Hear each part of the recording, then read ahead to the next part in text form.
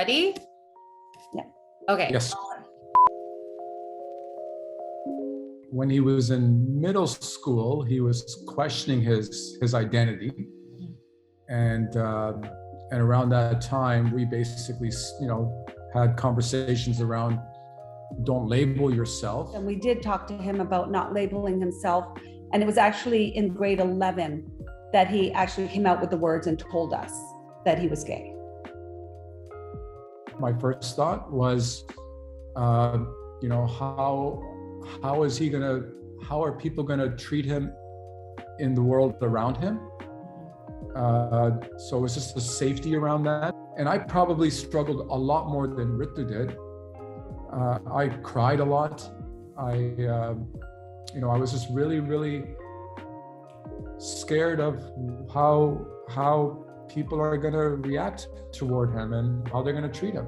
I was not of the belief that it was a learned behavior. I've always thought it was just innate, that you're just born this way. So we did have a lot of conversations at home between each other, really trying to make sure Rohan was safe, that he felt loved, and that he felt protected. Because I also did a lot of research and found that the suicide rates in the LGBTQ community and youth is very high, and there was no way in hell I was going to allow that to happen for my son.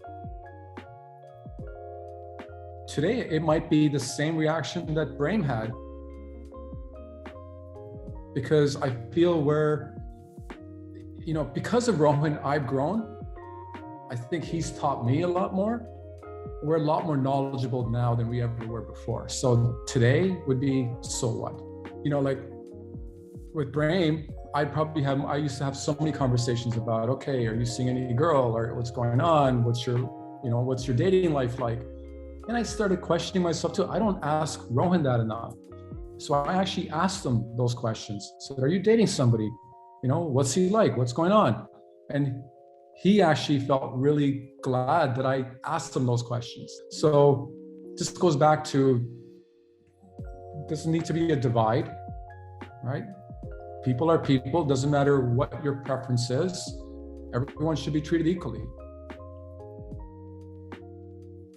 He posted it on social media at one point. He made some sort of comment around it. Yeah.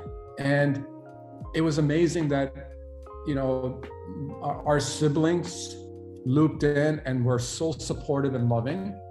And then we started getting phone calls from the siblings that we weren't sure knew, saying, and they phoned Rohan directly too, saying, we love you, we always have your back, and this sort of thing.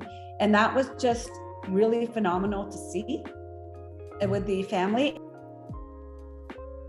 Before knowing that Rohan was gay or understanding that he could be gay, I probably would make ridiculous gay jokes, which are not acceptable. They're hurtful. So I've changed a lot because of him. And I always say to him, I said, you've made me a better human being, a better person. What we've learned is stop your nonsense, stop your stupid, thoughtless comments, because if at some point we do want to come out, you're holding us back. You're making it difficult for us. I mean, if you can accept your straight child, and they are your child, and you love them, and you want nothing but the best for them, and you want them to be citizens of this world and contributing in this world, why can't we do the same for your LGBTQ child? I don't even know if it's misinformation or no information. I'm like, their attitude is, oh my God, I'm so shocked. I don't know what to do. I don't know what to say. I don't know how to support my child, or I want to support my child, but my spouse will not even discuss it.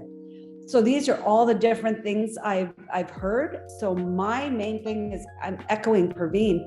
This is your child. You brought this child into the world. You love them. You've raised them. You've supported them through everything else. Why would you all of a sudden abandon them?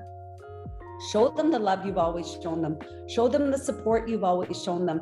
Show them that they matter more to you than anybody else. I mean, I specifically use those words with Rohan, like, I said to him, I said, screw anybody else. I don't care who they are. I will disown anybody who will not accept you. Whether it's friends, whether it's family, whoever. And he just looked at me, he said, you don't have to do that. I said, I would do that. And I think that meant a lot.